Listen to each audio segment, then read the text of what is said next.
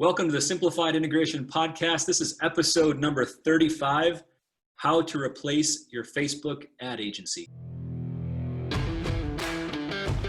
Leonardo da Vinci once said that simplicity is the ultimate sophistication, and I agree. You see, the problem with the way that most consulting groups approach medical integration is anything but simple. In fact, it's the exact opposite. It's expensive, it's complicated, and quite frankly, it's exhausting. Enough is enough. There are far too many amazing integrated clinics that are struggling. Well, I'm on a mission to change that. What I've come to find from over 5 years working with integrated practices is that simplicity really is the secret. The old saying of less is more is true. Through a streamlined approach, I was able to create multiple successful 7-figure integrated clinics, and now I'm going to show you how you can do the same. Join me as I share with you the secrets to successful medical integration and practice growth. Join me on a journey to greater sophistication through innovation. I'm Dr. Andrew Wells, and welcome to the Simplified Integration Podcast. Welcome back, Doc, to the Simplified Integration Podcast. It's great to have you here today. So today we have a special guest. Usually these podcasts are just me spouting some knowledge and things I know about integration, but I'm really happy to have Sam Carlson on today. Sam has been a buddy of mine for about a year and a half. And the title of the podcast is How to Replace Your Facebook Ad Agency. And ironically, Sam has been my Facebook ad agency. That is a little ironic. I didn't even think about that when we do this, but yes, that's true. And this is not a Donald Trump moment where I'm going to say, you're fired. But I get a ton of questions from doctors on, hey, who do you use for your Facebook ad agency?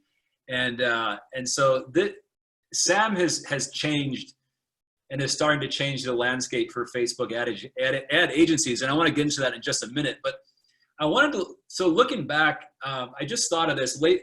We're recording this podcast in September of 2020. Labor Day just came and went. And we actually opened our practice 8 years ago on Labor Day, on Monday. And it brought back a lot of like painful moments in opening a practice. Ooh. And when we first started, like I got a small loan from my dad to like get the office built out, and he gave me $50,000 and he said, this is all you're getting, and you better use it wisely and hopefully you'll get some patients. And wow. By the way, I just thought of this. My dad said, my dad was one of those guys that just didn't believe in chiropractic.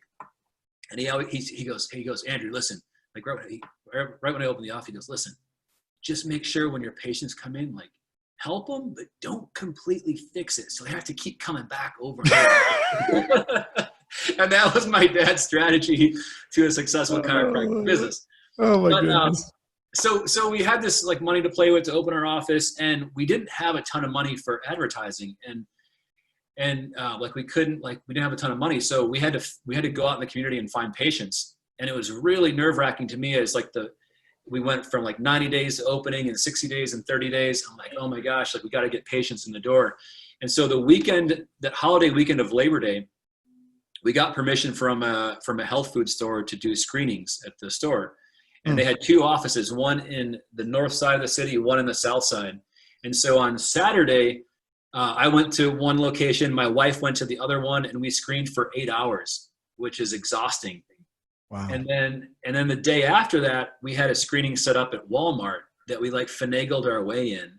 And 2 hours into the screening, the manager came up and she's like, yeah, you guys can't do that here. Like, you got to leave. So we got kicked out of our Walmart screening, and we did a craft fair that weekend. So we screened it was like 30 some hours over that weekend. And thank God we had 23 patients new patients signed up on the books for that week. Wow. And we converted like half of those. And so all of a sudden we had new patients, we had revenue. And I remember in the beginning, like that was like, screening was really painful for us. I always felt awkward doing it.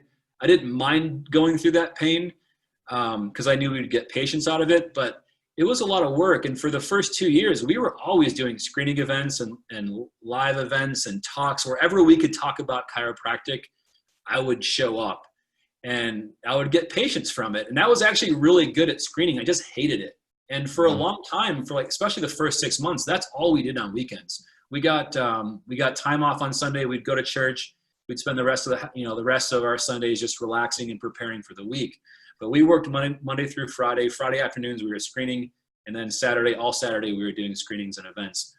And when Facebook came along, like holy cow, we had our weekends back. Yeah. And we could put instead of doing like 6 screenings a week, we would do or a month, we would do maybe 1 or 2. And it Facebook completely changed my life in a really good way.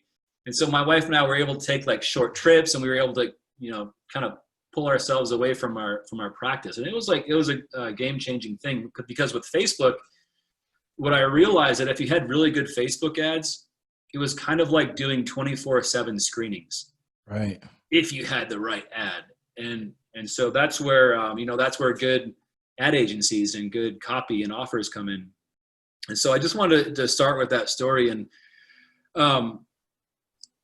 if you could maybe just give us a little bit of a background on what you do. And I'll preface it a little bit. I met you a year and a half ago. I'd been reading through a bunch of Russell Brunson books, and this name kept coming up.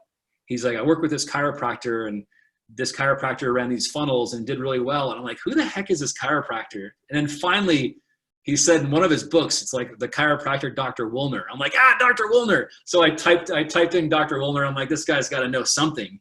He's working with Russell Brunson. And I realized I'd actually been following him for a while, and then signed up for his MAP event, went up to Idaho, and that's where I met you at Dr. Woolner's event. So maybe if you can give us a little bit of a background on what you do. Yeah. So you're a good storyteller, buddy, by the way.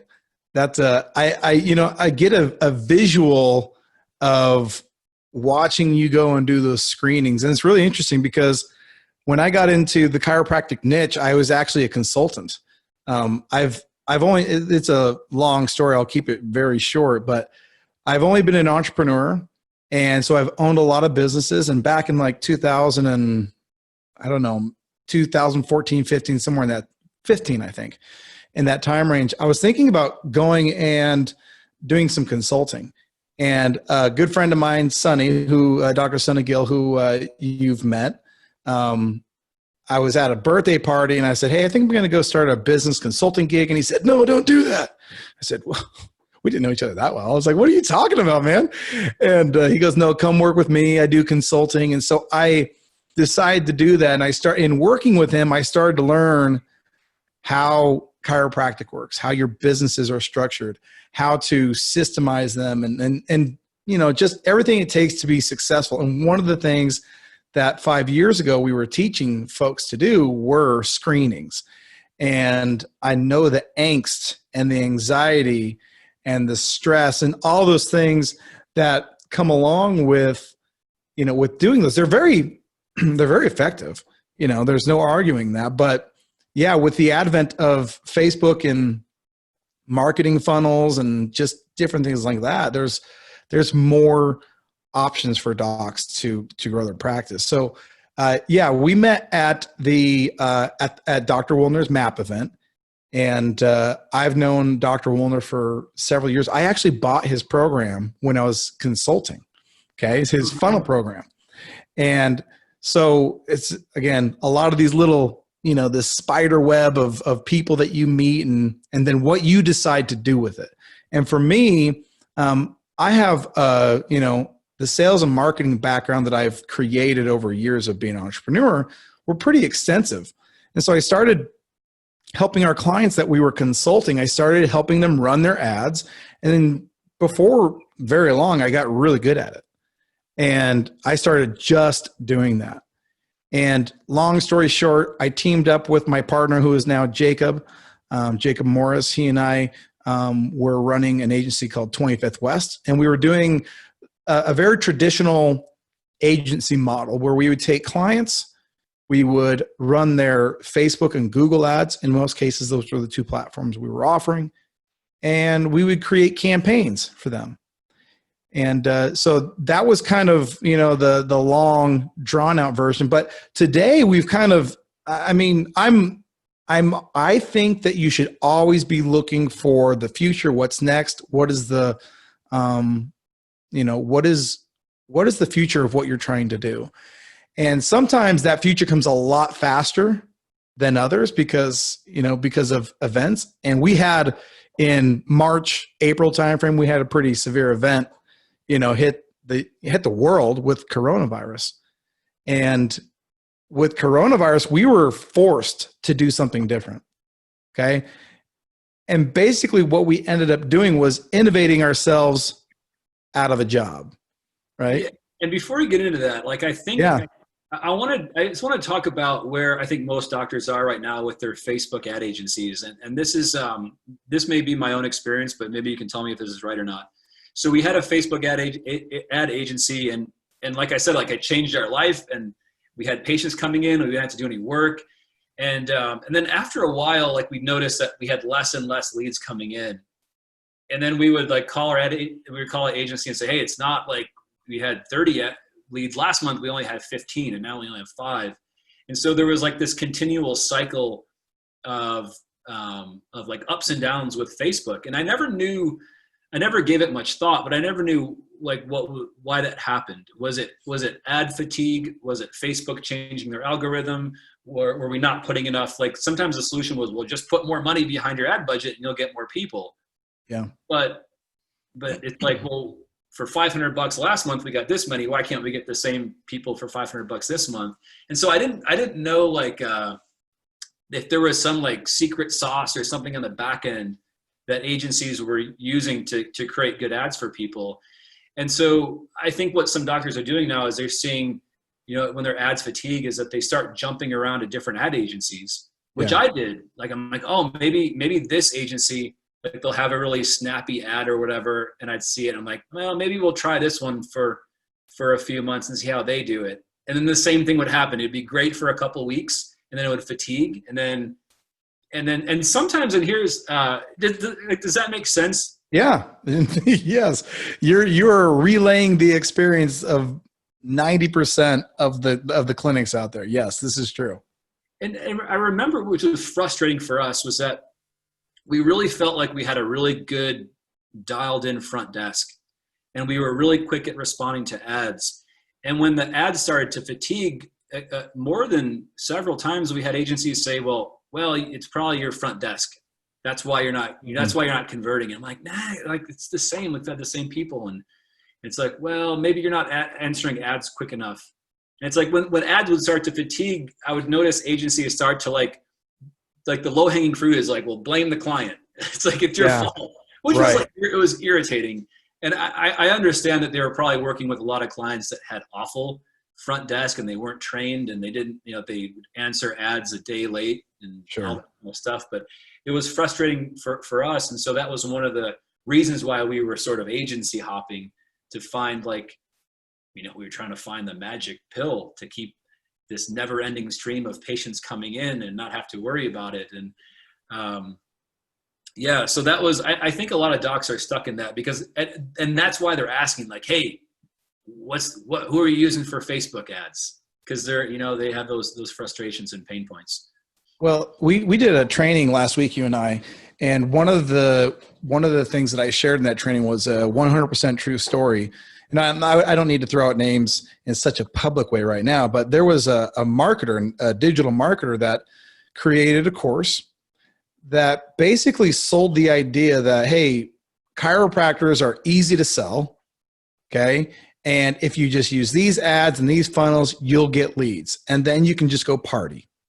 That was the pitch, and that's a pretty good pitch, you know? I mean, hey, easy money, party lifestyle, that's a pretty good pitch, but it's not authentic and it's not true.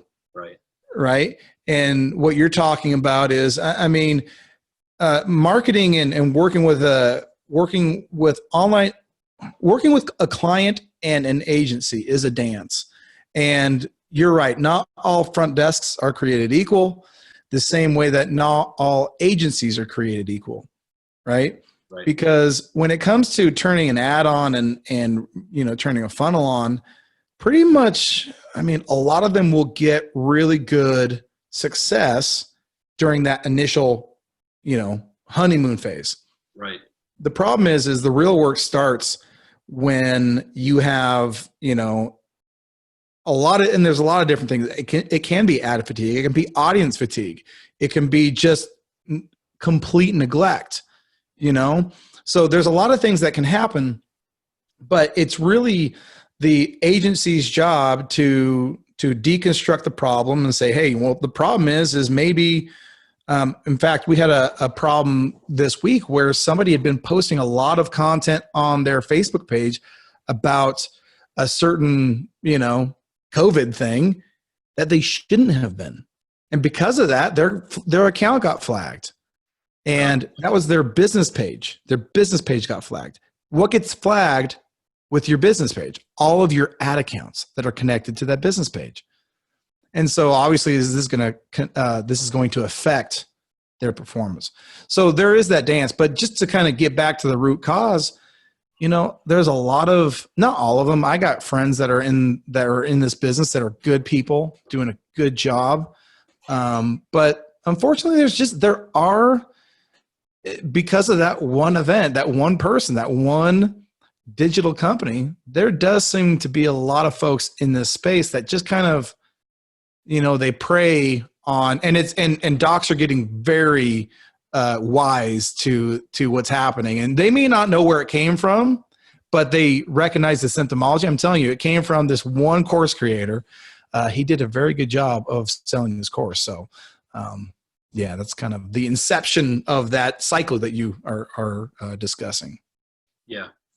Yeah. Like I've had, we've been through a lot of ad agencies, and I noticed that there are agencies that do a great job, especially on like the back end stuff and training, offering resources and scripting and like all the things that it takes to have a lead come into your office and kind of come into fruition.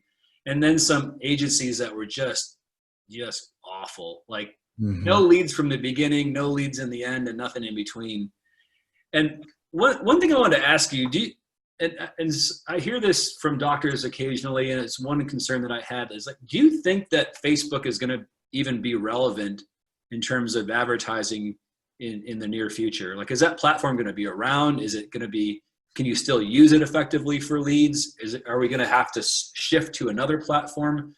And particularly with, I've seen some issues with docs being able to advertise for regenerative medicine, and maybe even like tightening down on certain claims. Weight loss is an example, as well. Like, what is your take on that? Well, so there's two questions. So the first one is Facebook relevant, and will it continue to be relevant? So really what we're talking about is, where's the attention? Okay, you've got platforms, you've got Snapchat, TikTok, Reddit, Twitter, Facebook, Google AdWords, you've got all these different platforms.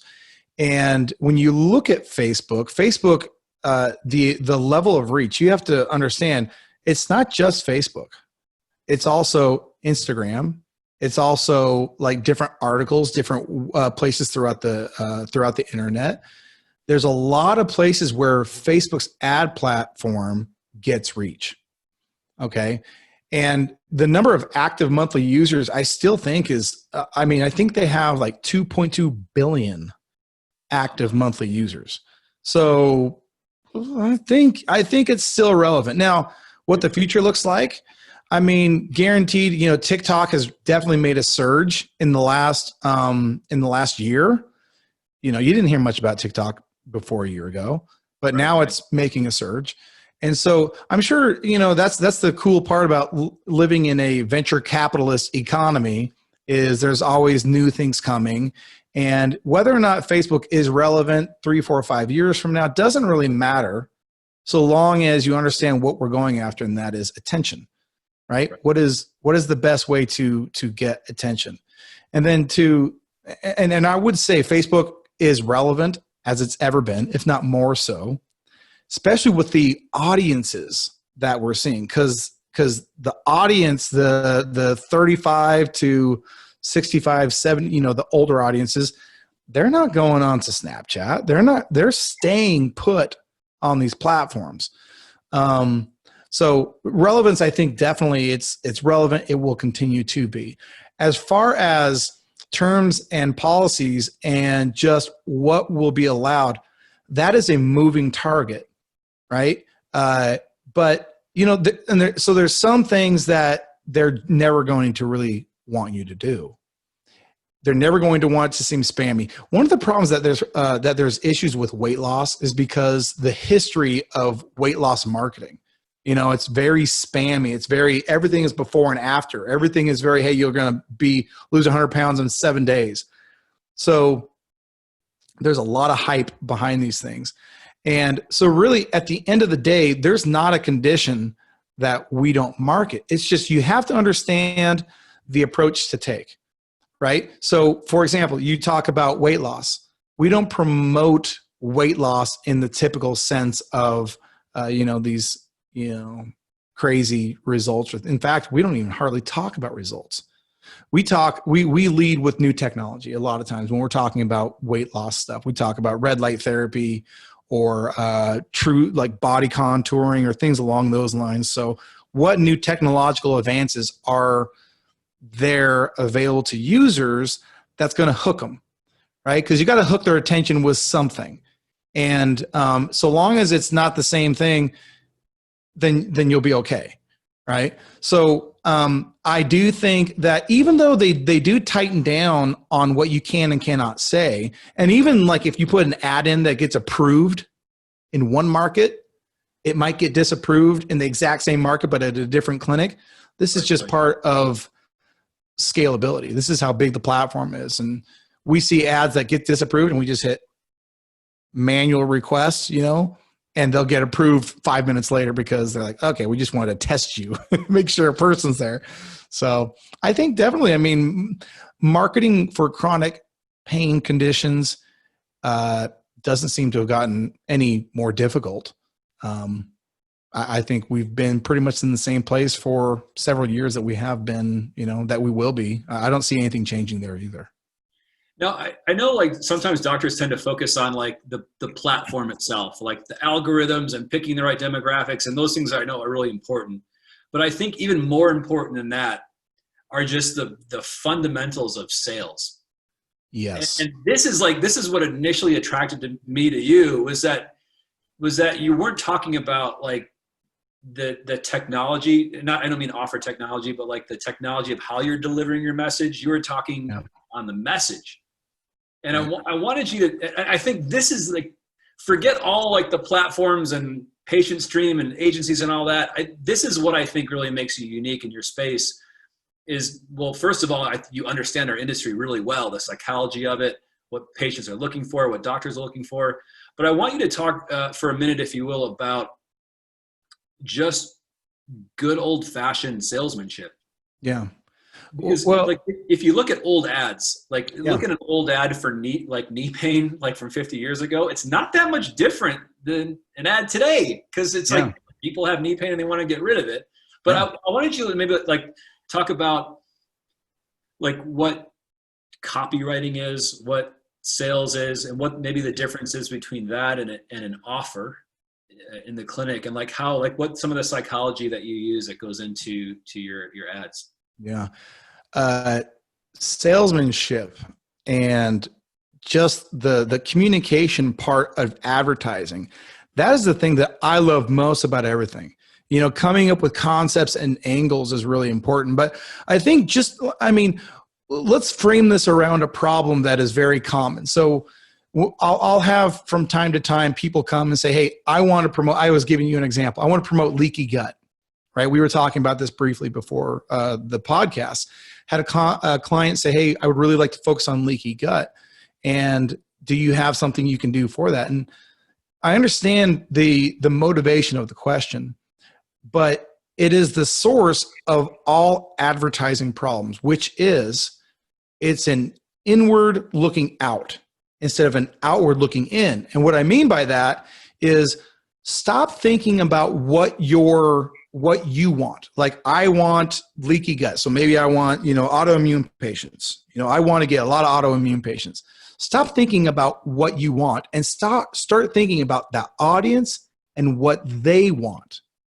Okay. So my response back to my doctor was, what is the condition that we're marketing?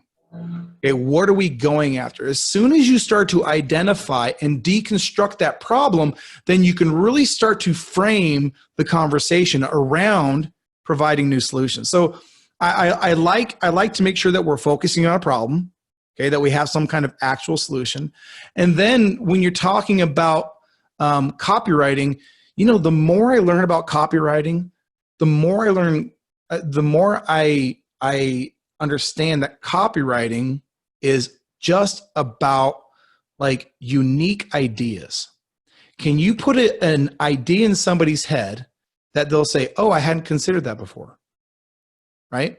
I was writing an ad the other day, and I have notes around my desk, and we were talking about low-level light therapy, and in the context of helping people with neuropathy. And there was a couple of interesting facts, like I don't know if you knew this, but low-level light therapy has been proven to help in about 97% of neuropathy cases in like dramatically reducing symptomology, right? I didn't know this. And so that's a pretty interesting data point, but then we got to start framing that around an idea. So if we hook them with that, we've got to say, well, what makes LLT, low light therapy, what makes that so powerful? Like, what is the concept? What is the idea, right? And it's this whole idea of increasing blood flow, or is it? When I'm in deep, copywriting phase, I'll get angiogenesis. Is that? Yeah, making new blood vessels. Look at that, angiogenesis. And what angiogenesis then leads to. And so if you take people down to these like root solutions, then they'll extrapolate on their own and say, "Oh, that's how you solve my neuropathy." And then all of a sudden in their mind, you gave a visual possibility, right? So when you're talking about ads, you want to have something that hooks their attention. You want to have an idea.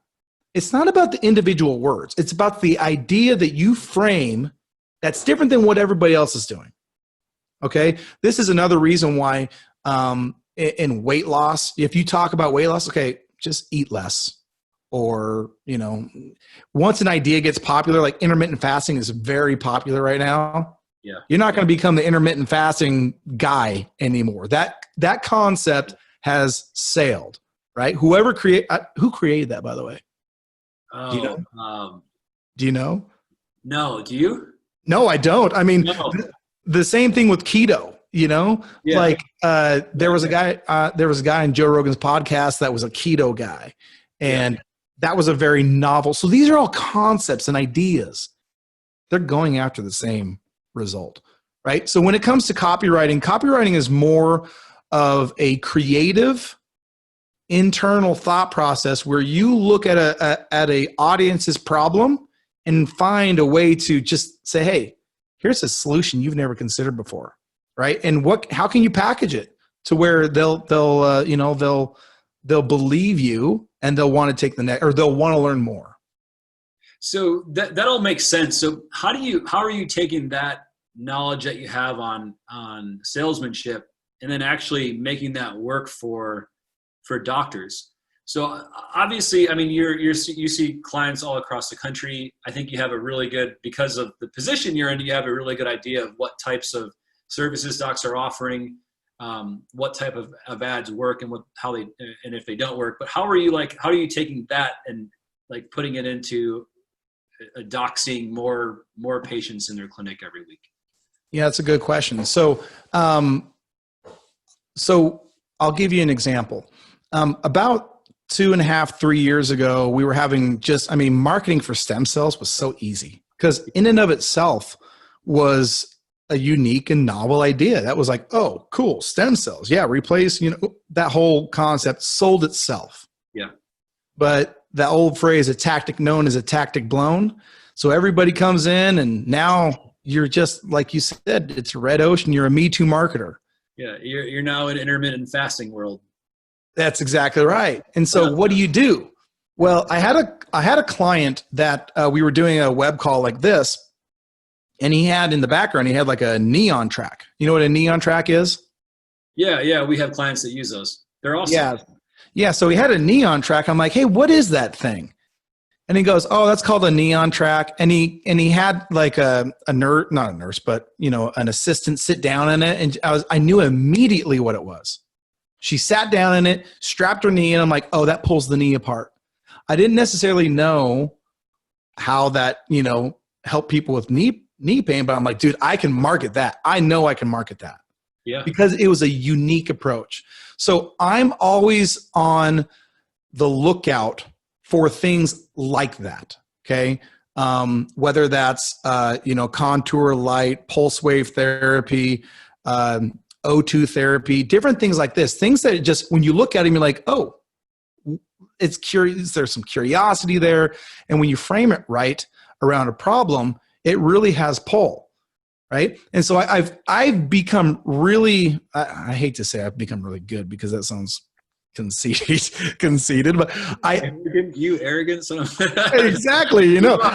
I feel like maybe I'm not the best at it, but I feel like when I see something like that, like the neon track or something akin to that, I can create a framework that will get attention and make people want to take action.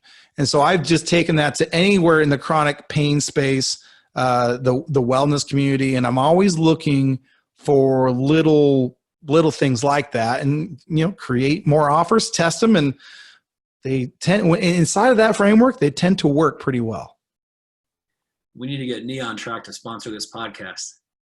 Those guys are awesome. Ergoflex, they did well, we should, but they're awesome. Their products are awesome. Their owners are awesome. They're just good people. So I can't say enough good things about that company.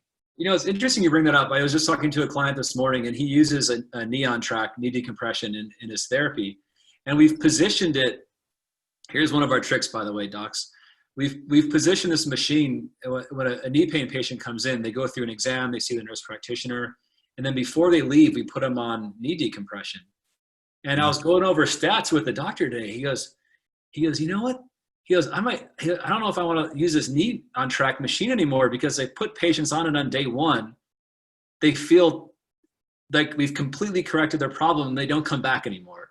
Like, it was destroying his day 1 to day 2 conversions, because this Neon Track was like, quote unquote, fixing the knee problem. And I'm like, well, he wasn't pre-framing it at all, but the machine works. Like he's ruined a couple patients that way. Yeah, it's what's cool about that is, like, if you give somebody an experience, as long, like you said, you have to frame out, hey, what's happening? This is where education comes in. You know what I mean? Yeah.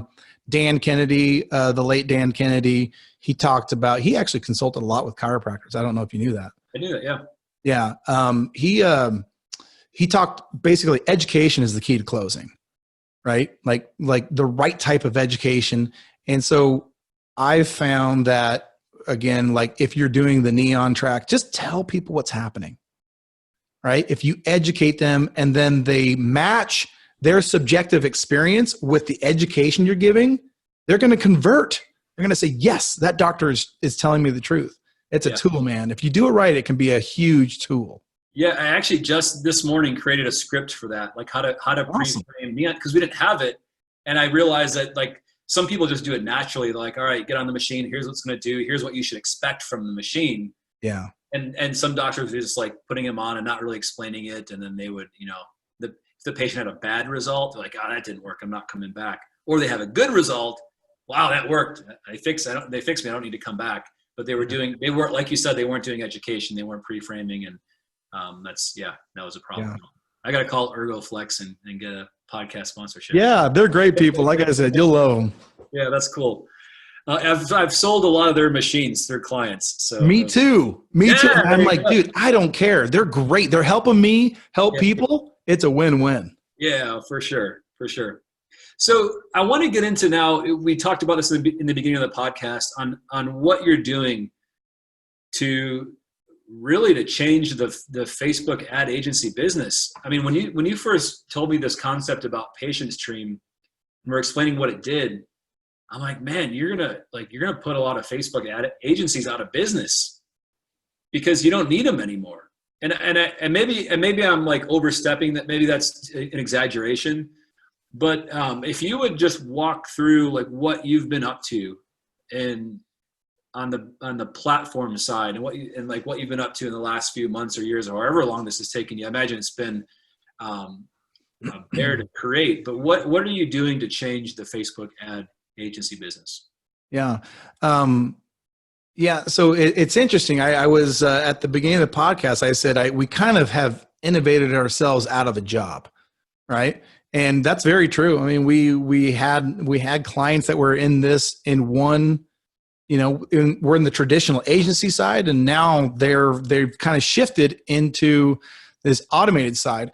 And so what happened was, I mean, my company's dynamic is I focus, like you said, I really focus on the messaging, on the concepts, on the ideas that I feel, if presented to the right people, will convert them. Okay. And that's what I've been doing for years. So several years.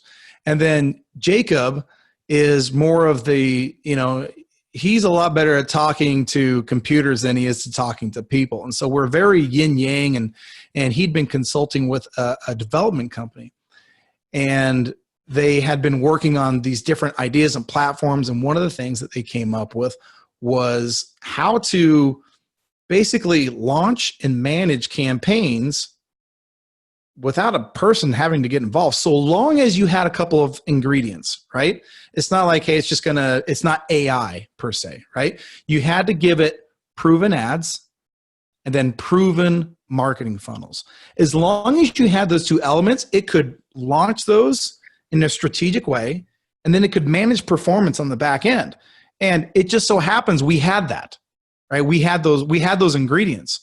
And so we actually teamed up with this company, and we changed the entire way of managing campaigns to where we uploaded stuff we know work into our new software. And now it basically does the job of an agency. And it does have a couple drawbacks. I mean, it's awesome. It's amazing. It makes it so you can launch your own ads, and we say do it in just 3 clicks. And it really is, there's 3 different clicks. You click what condition you want to market. You click what your daily budget is, and then you click publish campaign. And that's crazy. There's no getting in Facebook. There's no choosing or writing ad copy. And there's no, it's just all done for you, right?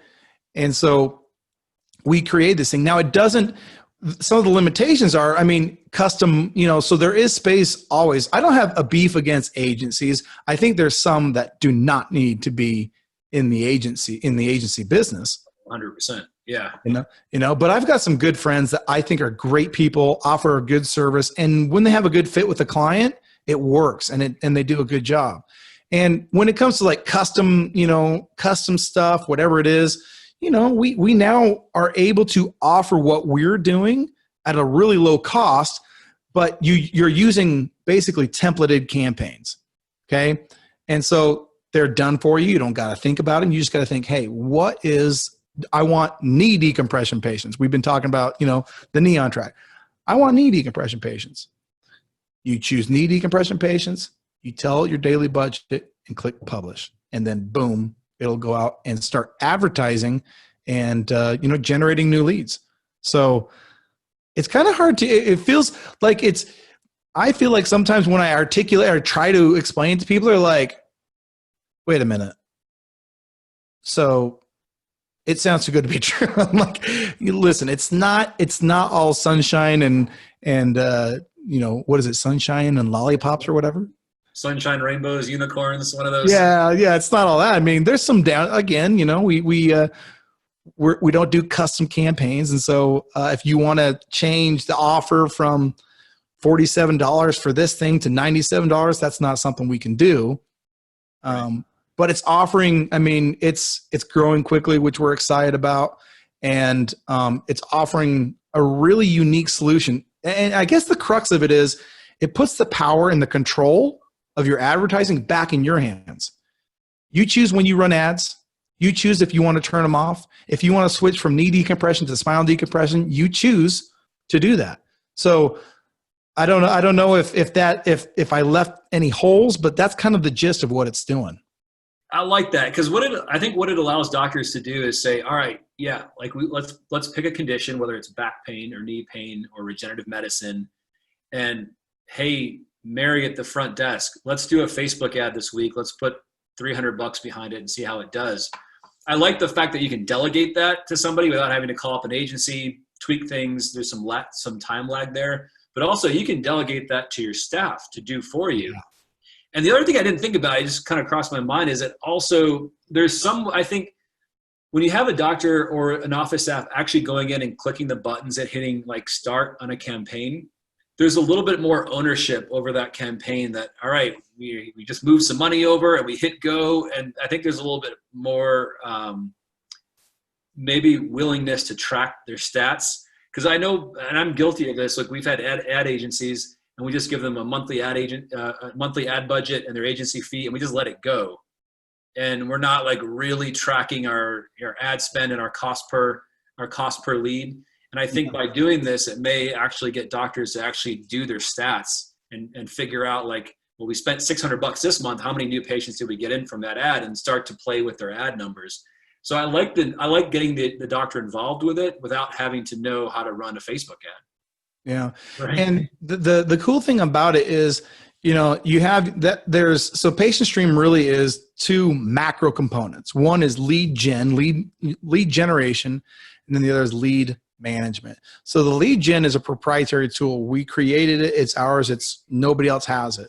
And then the lead management tool is, there's a lot of lead management tools out there and things that people are using. But what we've been able to do with our lead management tool is we've been able to plug the two of them together. So they've become basically one. And so when your campaigns start running, they plug into pre-built follow-up campaigns, And we had one user, Michelle Sims. Hi, Michelle, if you're listening. I love Michelle Sims. She and her husband, Scott, they're out of Nacogdoches, Texas. Say that one. That's kind of a mouthful. But she came on. She was one of our first pilot users. And she's super smart, really good. And she started using the platform immediately. She's a sharp lady, and she knew what she was doing because she'd used other products like it before. And she went from spending 3 hours a day in lead chasing, reactivation efforts, and all those things to spending less than an hour in a day, and booking their calendar out for like during the whole COVID thing, which that's still kind of happening, for 3 weeks. And they were booked out 3 weeks. That had never happened to them. And that was happening in the midst of COVID. And that's just because she understood that it's not just about lead generation. There's also a lot to management side, but management is hard. It's a lot of work. Yep. When you guys first started doing Facebook ads, I'm guessing you got like a spreadsheet of ads, or maybe just single notifications. Is that how you guys did it? Oh yeah. Like it was very manual. Yes. And it's a pain in the butt. It is. Not only to keep up with and have the discipline to keep up with it, but then also to follow up with it. And then how do you follow up with it? Once you have the names and numbers. Yeah, that's the hard part. And I know from experience and working with lots and lots of docs, that's what they're not doing. Yes. Either don't know how to do it, or they get tied up with other things. It's the habits. It's our habits. Our habits are, okay, I know I got a new lead. I know I got to call it. But 48% of leads never get called the first time. So 48%. Okay. And then this is the scarier stat. 80% of your sales come between the 5th to the 12th contact. So if you start doing some math, think about the amount of leads you're going to have to generate to get one patient if you're not willing to do the follow-up.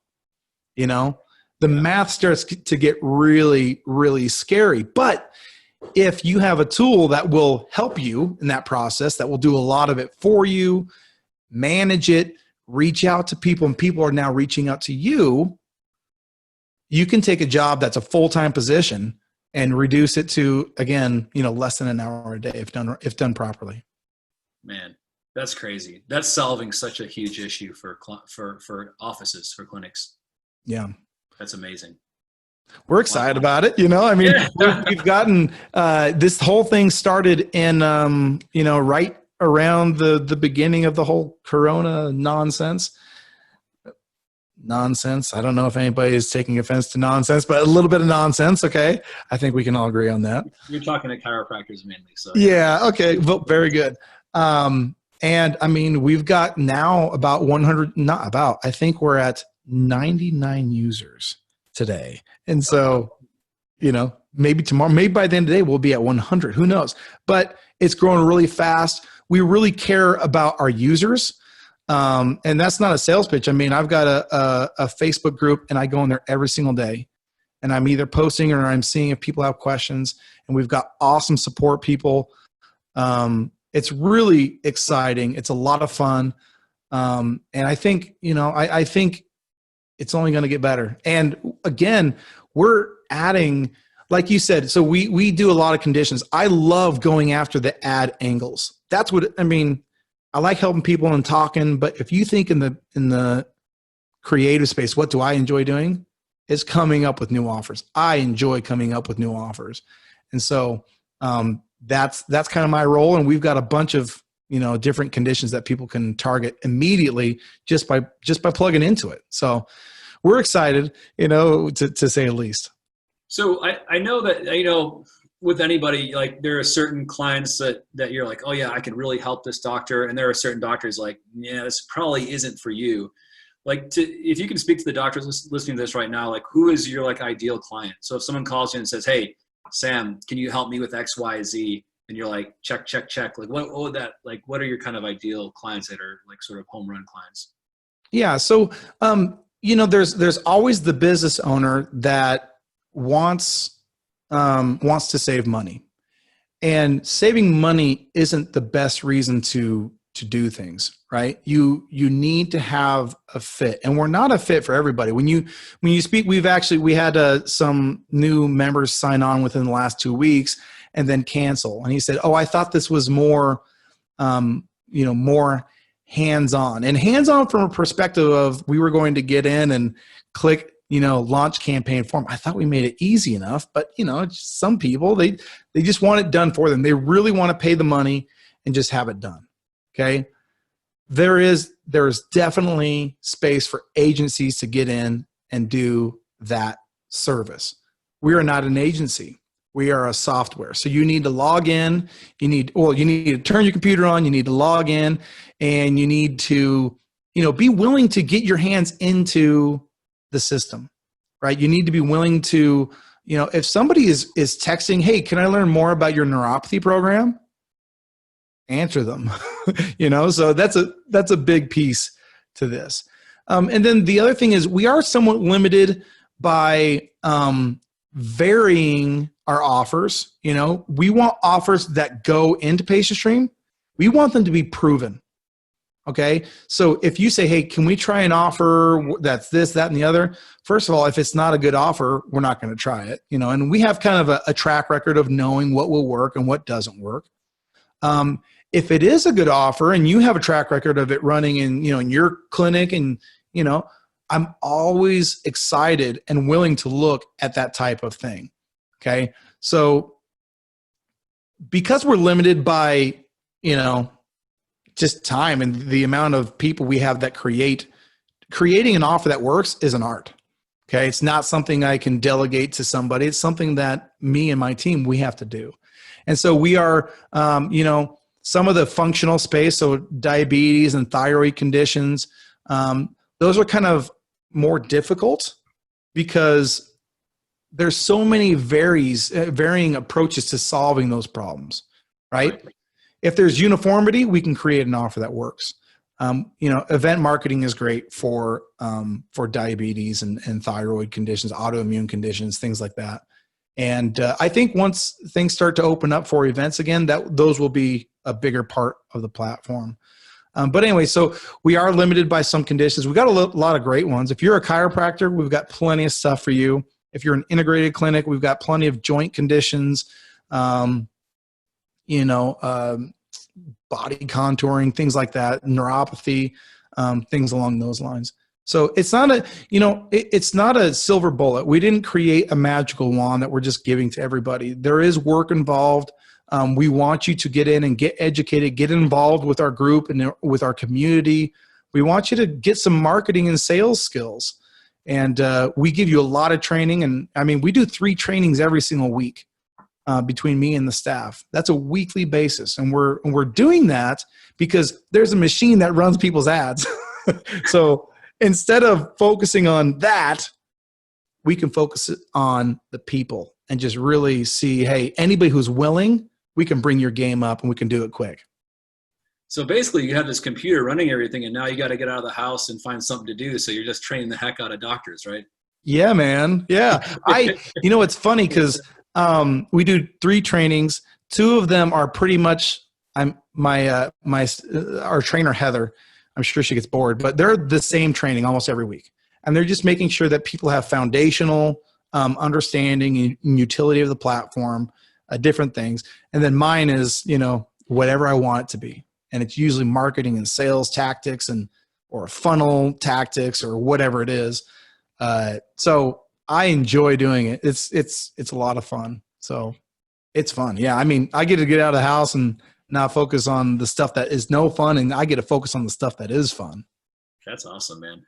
That's awesome. Well, yeah, you're combining like really good, I think, offers and ads and really good technology. And I think, yeah, man, I'm really curious to see how this is going to play out in the Facebook ad sphere in chiropractic. Yes. It's so much the Wild West right now. And you don't really know. I think docs have a tough time knowing who's good and who's bad, and they hop around and hopefully this will give some kind of some continuity to what doctors perceive as a highly variable form of advertising.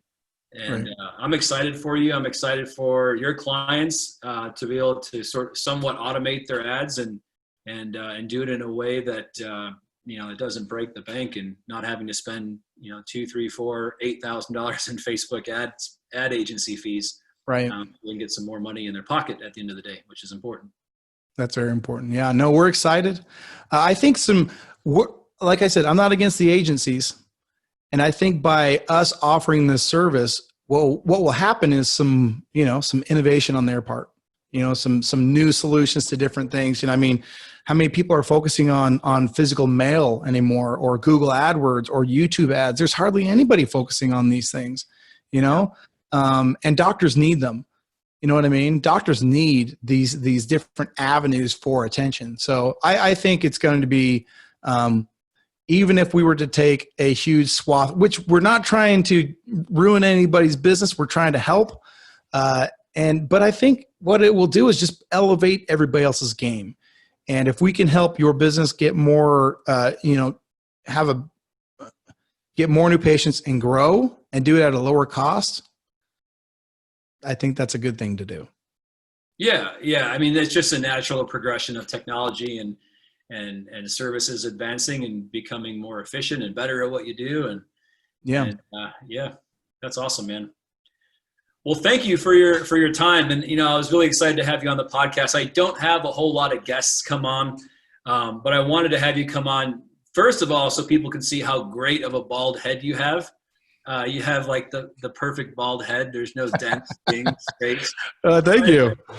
My wife told me the other day, she's like, you better not lose your hair because you would not look good bald at all.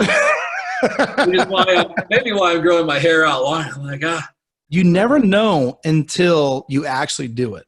It's a gamble. It is a gamble. I remember when I first did it, I was like, oh boy.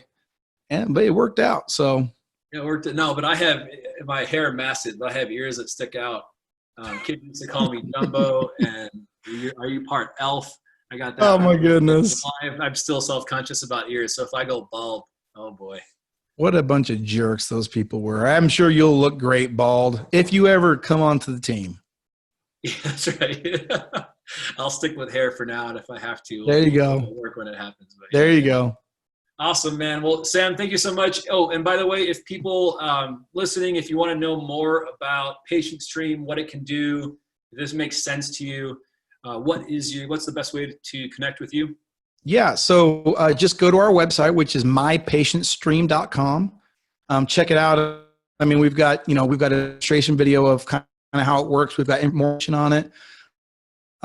If you go to the top, there's a pricing button. You can kind of, dive more into the pricing and that good stuff. But yeah, mypatientstream.com. Awesome. Well, go check it out, docs, mypatientstream.com. Sam, thanks so much for being on here today and giving us your knowledge and your time. We really appreciate it. And yeah, thanks, man. And thanks, guys, for tuning in to another episode of the Simplified Integration Podcast. We hope you found this beneficial, and we'll see you on the next episode. Adios. Hey, innovators. Thanks for listening to the Simplified Integration Podcast. The fact that you're listening tells me that you're like me, someone who loves simplicity. And the truth is, those who embrace simplicity are some of the greatest innovators. So I hope you got a ton of value from what we covered on today's episode.